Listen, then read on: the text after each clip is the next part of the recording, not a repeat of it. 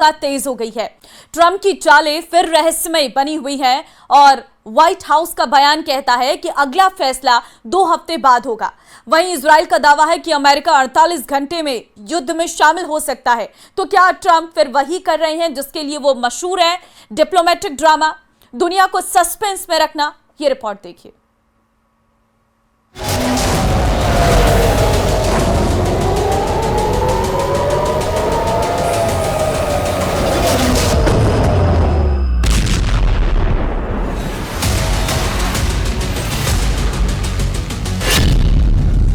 Trump की नई तारीख से दुनिया में खलबली।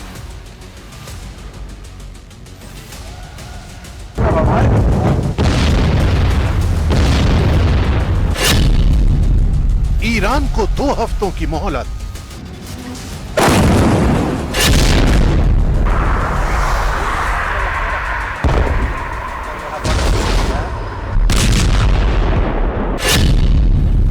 इजराइल का दावा, अगले 48 घंटे बेहद अहम।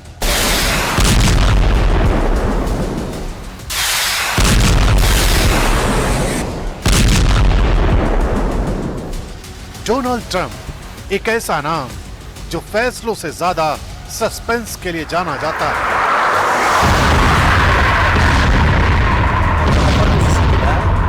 ईरान पर हमले की सुगबुगाहट के बीच डोनाल्ड ट्रंप का नया बयान आता है।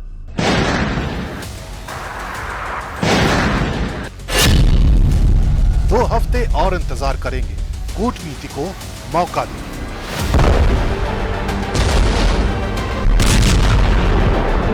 व्हाइट हाउस की प्रेस सेक्रेटरी ने जब ये बयान पढ़ा तो लगा जैसे कोई थ्रिलर फिल्म का क्लाइमेक्स टल गया हो। उधर इजराइल का दावा और ज्यादा चौंकाने वाला है। अमेरिका अगले 24 से 48 घंटे में जंग में कूद सकता है।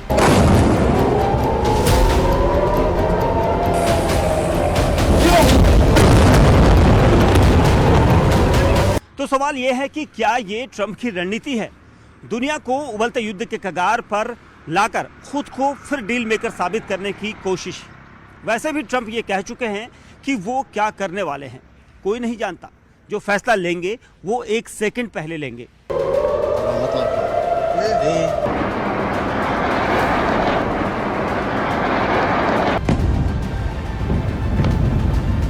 इजरायली अधिकारी की माने तो ट्रंप जल्द कोई बड़ा फैसला ले सकते हैं। अगले 48 घंटे बेहद अहम माने जा रहे हैं और इजराइल को अब भी उम्मीद है कि अमेरिका उनके साथ खड़ा है। लेकिन सबसे दिलचस्प लाइन वही है, हम दबाव नहीं बना रहे, फैसला व्हाइट हाउस को करना है। ये लाइन दिखाती है कि ट्रंप इस बार भी बैलेंसिंग गेम खेल रहे हैं। एक तरफ कूटनीति का झंडा, दूसरी तरफ सैन्य कार्रवाई की तलवार।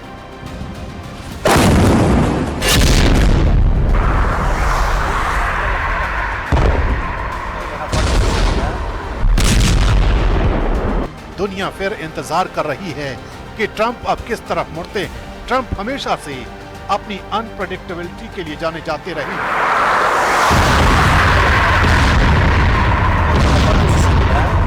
अफगानिस्तान हो या नॉर्थ कोरिया, उन्होंने हर संकट को एक पब्लिक थिएटर बना दिया। अब ईरान को लेकर भी वही स्क्रिप्ट दोहराई जा रही है। दुनिया के सामने एक असमंजस, क्या हमला होगा, कब होगा और क्या अमेरिका इजराइल के साथ खुले तौर पर युद्ध में कूदेगा?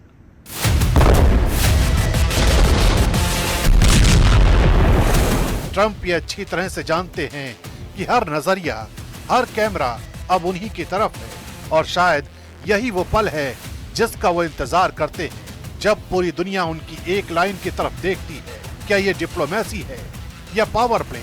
ये सवाल जितना ईरान के लिए भारी है उतना ही अमेरिका की छवि के लिए भी अहम, क्योंकि ट्रंप के हर फैसले में एक कहानी छिपी होती है और फिलहाल दुनिया उसी कहानी का अगला पन्ना पढ़ने का इंतजार कर रही है।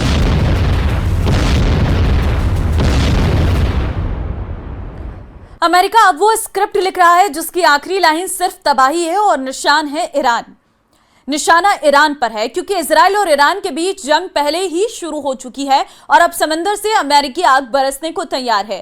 ट्रंप दुनिया को कूटनीति का झुंझुना दिखा रहे हैं, लेकिन ग्राउंड रिपोर्ट कुछ और कह रही है, और वो ये है कि ऑपरेशन राइजिंग लाइन अब रुकने वाला नहीं है।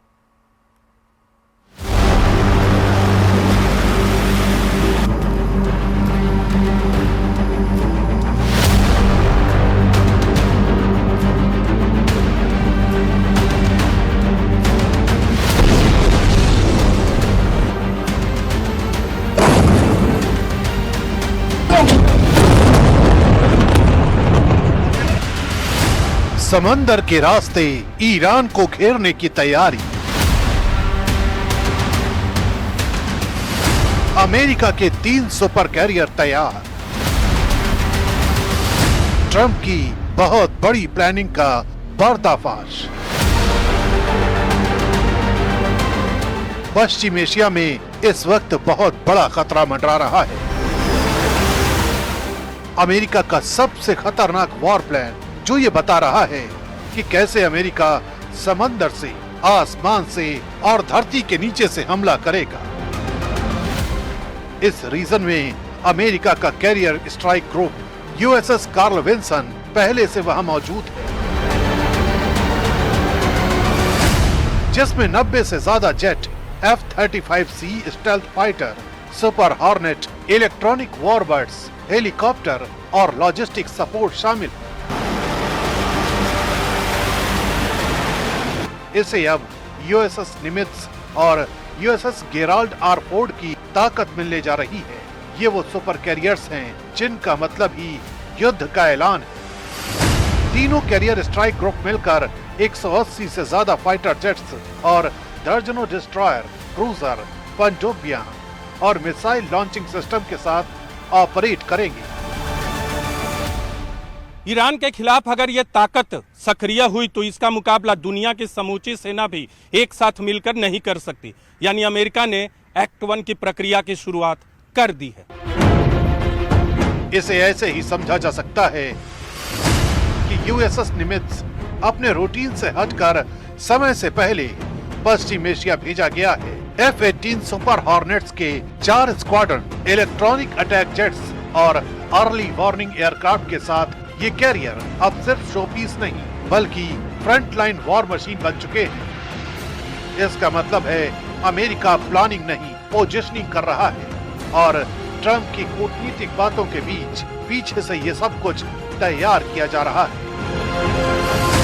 इस पर तैनात हैं कैरियर एयर विंग 8, जिसमें शामिल हैं 50 से 60 F-18 super hornet fighter jet, 4 से 6 EA-18G electronic attack aircraft, Hawkeye command and control विमान, 6 से 8 MH-60R हेलीकॉप्टर और कई लॉजिस्टिक सपोर्ट एयरक्राफ्ट। इसके साथ है 1 क्रूजर, 6 गाइडेड मिसाइल डिस्ट्रॉयर और 1 पनडुब्बी। यानी हवा, पानी और समंदर की गहराई से हमला करने की पूरी तैयारी।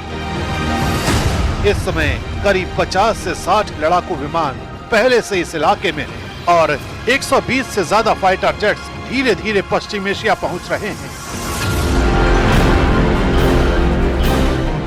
ये पहला मौका नहीं है जब अमेरिका ने कैरियर स्ट्राइक ग्रुप पश्चिम एशिया में भेजा हो, लेकिन ये पहली बार है जब 3 सुपर कैरियर एक साथ एक्टिव ऑपरेशनल स्टेज में हैं। हूथी विद्रोहियों के खिलाफ भी अमेरिका 2 कैरियर भेज चुका है, लेकिन इस बार बात हूथी विद्रोहियों की नहीं है, ईरान की है। और ईरान के पीछे खड़े देशों के लिए भी ये एक अलार्म है। अगर ये हमला हुआ तो सिर्फ ईरान नहीं, पूरे पश्चिम एशिया की राजनीति बदल जाएगी।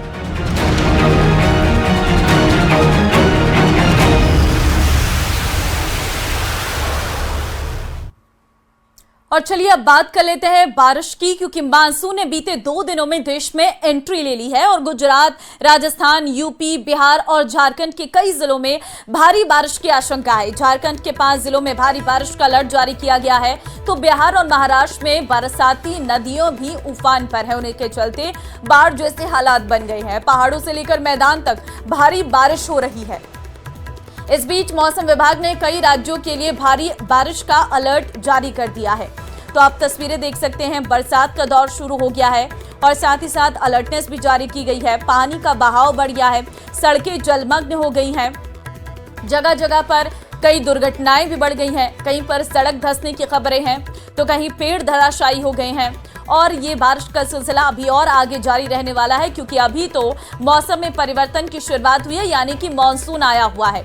गुजरात से लेकर महाराष्ट्र तक जल प्रलय की ये तस्वीरें हैं। हम 4 तस्वीरें और आपको दिखा रहे हैं। बांसवाड़ा राजस्थान की तस्वीर, जहां पर एक ट्रैक्टर चालक ट्रैक्टर समेत जो उफनाते नाले में समा गया है और अभी तक सिर्फ ट्रैक्टर बरामद किया गया है। चालक की तलाश अभी भी जारी है। तो वहीं महाराष्ट्र पुणे की तस्वीरें हैं, जहां पर नदी में एक युवक फंस गया, जिसे निकालने के लिए जद्दोजहद करते हुए दूसरी तरफ से लोग नजर आए और उफनाते हुए ये झरने आप देख सकते हैं।